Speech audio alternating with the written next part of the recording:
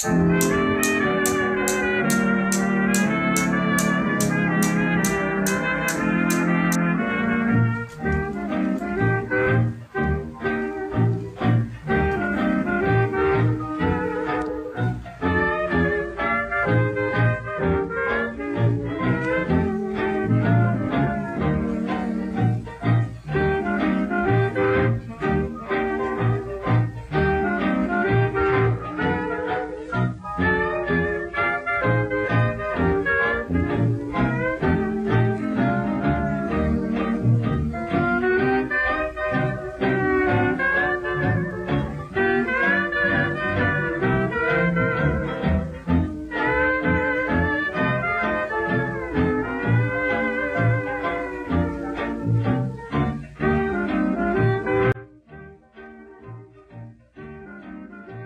everybody, I'm Penny Rossiter and I'm the Unit Coordinator on Penrith and Parramatta campuses, and really looking forward to meeting you all.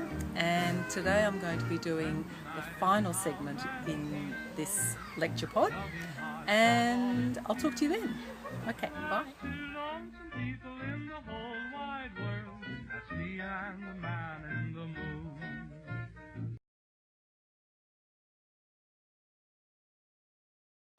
Now I'm going to tell you a little bit about the place that I live in. And I guess, like you, I think that I know where I live pretty well. It's a small town called Medlow Bath at the top of the Blue Mountains, just above Katoomba. I've been living there 3.5 years, and I've been on every street in this town, and I know the shortcuts, I know the back ways, I know a lot of my neighbours, and the people that I don't know to talk to, I know what they look like. So you could say it's a very small community, and I'll just show you what I mean by small. Let's have a look at Medlow Bath, and then I'll talk about things I don't know about where I live. There's a railway station. There's always a railway station. In the Blue Mountains anyway. And near ye olde railway station, there's a Mazda dealership. But what Medlow Bath is really known for is its history. And it's derelict history right now. What you see behind me is the Hydro Majestic Hotel in all its forlorn splendour.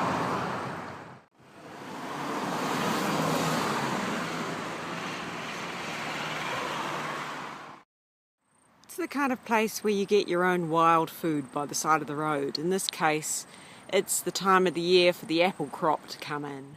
There's the Rural Fire Service, colloquially known as Kev's Shed.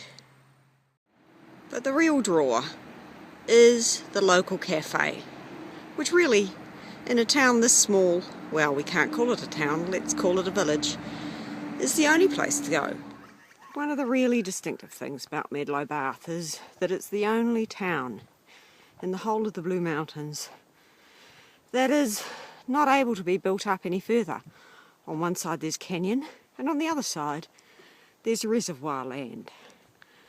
We've got 2 large reservoirs here, and their existence determines how we build, and also, to a certain extent, how we as Medlow Bathians live our lives.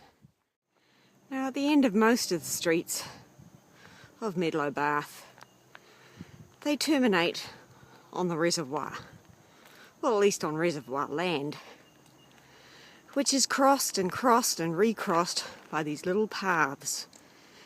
And when I got here, I'd think, why is that? I'd think that because everywhere I'd go at the end of these little roads, I'd be confronted by a sign like this. Except when I got here 3 years ago, the fine was $5,000.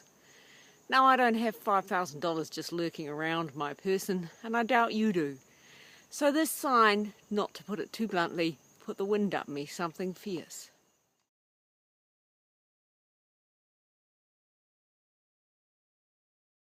In your first reading for today, which is by Mason and Dale, and it is not in the reader, it is on Views, they discuss the challenges of a researcher wanting to research something in particular, as they put it, when it's difficult to work out the implications of using one method over another or of combining different methods and approaches. They then go on to discuss the second challenge to the researcher, which is both a challenge for the researcher in particular, that is, in ordinary terms, researcher here is anyone who's looking to find a way to answer a question about something in particular. And to give an example of that kind of particularity, why the local dog owners of a country town feel that they're able to walk their dogs in off-limits area of bushland. But that second challenge also applies not just to the researcher, it also applies to anyone who has that enviable job, as we all do, as scholars and as trainee scholars, of evaluating or assessing the validity of another person's research process and of assessing their findings. That is, the questions the second challenge poses not to the researcher but to others who are validating their research or evaluating their research. They have to ask themselves, has the researcher gone about getting an answer to their question? How have they gone about it, quite importantly, and how reliable have their methods been? The second challenge that Mason and Dale refer to is taking account of the researcher's conceptual or theoretical stance on the social world that leads them to choose a particular method, and that also leads them to understand the nature or essence of the phenomena that they're investigating. So two different researchers might see the same issue and the questions it raises in quite different ways, and those two researchers will therefore look at different ways of answering the same question. Let's take a closer look at how that works out. Let's say that the researcher is me, and the question that I want answered is, why do these dog walkers in Medlow Bath ignore the restricted access signs? Okay, that's a fairly narrow question, and we'll get back to the implications of the narrowness of that question soon.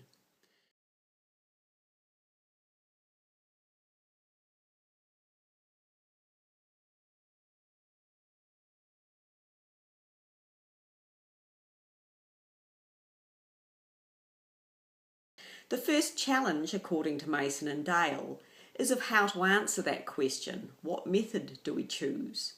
The second challenge is of identifying the issue of underpinning, and here's a big word, it starts with an O, it ends with a Y, we have already seen it. What is it? It's ontology. The second issue is of identifying the underpinning ontology of the researcher, how they envision the social world, that is, and that's Mason and Dale putting it that way on page 4. In the most basic way, what this means is how they think the world works in terms of its objects, its processes, its events, its relationships. In other words, the who and the how and the what of being in the world. That is ontology. Okay? Now, I am actually on the sly sneaking in another research question here for the purpose of the lecture, which is why and how does this research question, which is, remember, what's with the dog walkers? Why does this research question present itself to this particular researcher, that is the non-dog owning Sarah Knox, who's only relatively recently moved into the neighbourhood of Medlow Bath? One way I could choose to answer this new question, as well as the specific research question, which is about the dog walkers, is by... Okay, so Adam, here's a personal question. Have you ever walked the dogs into the reservoir land? I have a couple of times, but I generally tend not to do that. You don't do that, no. No, I'm a bit scared by the $10,000 fine that's signposted on all the fences as you go in. Yes, me too. In fact, totally terrified of the $10,000 fine. So, okay, so you just don't go into the reservoir? I'm happy to go in there on my own, and I've done that a couple of times. I'm because basically if a Sydney water truck comes along and I'm in there by myself, I can just take off into the bush, that's fine. But with these guys, I'm just not sure whether or not I can rely on them to keep their cool. No, I think they are not with the program. They've got minds of their own. Okay, you two dogs. Is by reflexive autoethnography. Now, an autoethnography is when the researcher undertakes a narrative analysis that's pertaining to himself or herself as intimately related to a particular phenomenon. Now, that shows up the relatedness and the positionality of a researcher, but also very specifically for us in terms of method, a critical perspective on self in the implications of the research. Now, say I went to the reservoir, or I went to the reservoir land, all that land that's around it, and I went 3 or 4 mornings a week, 3 or 4 evenings a week, and I took a photo diary of the dog walkers, and I noted where they walked and for how long, and as long as I survived without them calling the police on me as a stalker, then I could go home and I could write up a reflective analysis on my field findings. That's kind of getting on the way to doing an autoethnography, but it's not quite there yet. I would have to write myself in to consider, for instance, that mine was observational and not participatory research, that I had, after all, no dog to walk, so how can I participate in even terms? But wait, I'd think, because if I started writing about it when I'm doing my reflective work on the field notes, I'd suddenly remember something important. What about that time when my neighbours went away and I had to walk their dogs for a few days? Where had I chosen to walk them? I chose to walk them without even thinking about it. Into the reservoir land. Not deep into it, that is, just around the edges. And I did it pretty nervously. But the thing is, I did do it under the stern eye of the warning signs and the threat of the $11,000 fine.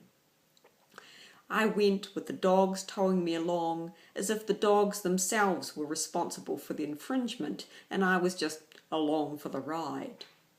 Or no, maybe it wasn't that.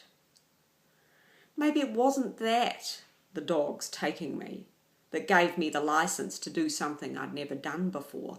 Maybe it was all about a previously established everyday ritual, including the route my neighbours had established for their dog walk, that I was entering into. I was slotting in there, in the role and the place of my neighbours who'd gone away. I was functionally standing in for the dog's owners, the real dog's owners. I was my neighbours' proxy, doing what they did. So it was my neighbours, not the dog, that enabled me to break the law. Anyway, in an ethnographic mode, that's the way I would approach answering my research question. But of course, there are other ways to approach a question. Talking to dog owners, for instance, or talking to the disgruntled dudes from the water board, or reading the archived discussions from city council meetings where the use of reservoir land is discussed, and then doing a narrative and discursive analysis of the speeches. But now, we can think about the question itself.